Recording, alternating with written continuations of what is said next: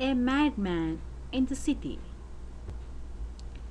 Julian finally left his village when there was no one left living there.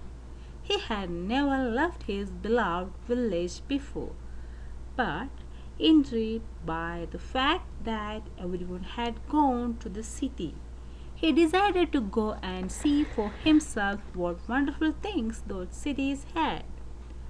So he packed a knapsack with a few clothes, put on his best smile, and off he went to the city. On reaching the city, he was given a most unexpected welcome. A couple of policemen stopped Julian and questioned him in great detail. It turned out that Julian had seemed suspiciously happy for someone with hardly any possessions. In the end, the police had to let him go, but they were still suspicious about this apparently simple and good natured fellow. The first thing Julian noticed about the city was all the rushing around. Everyone was in such a hurry that he thought that there must be something special happening that day, which no one wanted to miss. Curious as to what it was, Julian started following a man who looked like he was hurrying to see whatever it was that was happening. However, after several hours following him, the man arrived at a small flat and went inside. He had done or seen nothing of interest that whole day. That night, Julian slept in a park. The park was strewn with bits of paper and plastic. As the bins were completely empty, Julian thought how cool it was that the city had seemingly invented plants with petals made of paper and plastic. He only believed this until the following morning, when a man came by and dropped his chocolate wrapper.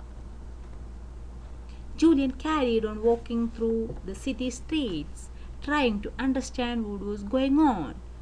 When he arrived at a group of big warehouses which many people were entering, this must be the best museum in the world, he thought, on entering and seeing all the useless looking things they had inside. But then he saw that people were picking these things up, paying for them, and taking them away. Why would anyone want a watch which doesn't show the minutes? He wondered to himself after seeing a woman very contentedly living with the most modern of watches on her wrist. He thought pretty much the same when seeing a pair of shoes with impossibly high heels and then some electronic device which did 1,000 things, and none of them well. Once again he decided to follow the lady with the watch. He saw her joy turn into disappointment when her friends gave her new watch a look of disapproval. Junior started regretting having left his village just to come to this place where no one seemed happy.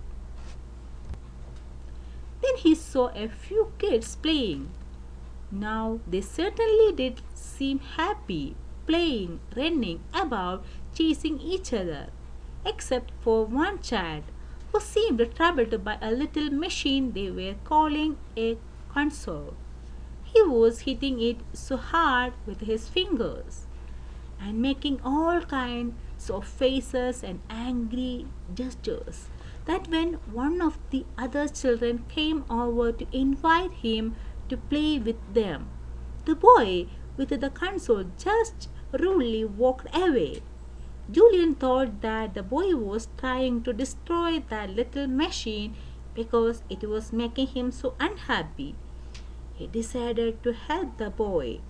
Julian went over, took the console, threw it on the ground, stamped on it, and looked at the boy with great satisfaction. At this, the boy flew into a rage, as did all the other children there, and nearly all the adults. They pursued Julian so relentlessly that he had to run away. He didn't stop running until he reached the road leading back to his village. As he was making his way home, he couldn't help wondering whether the whole world had gone mad.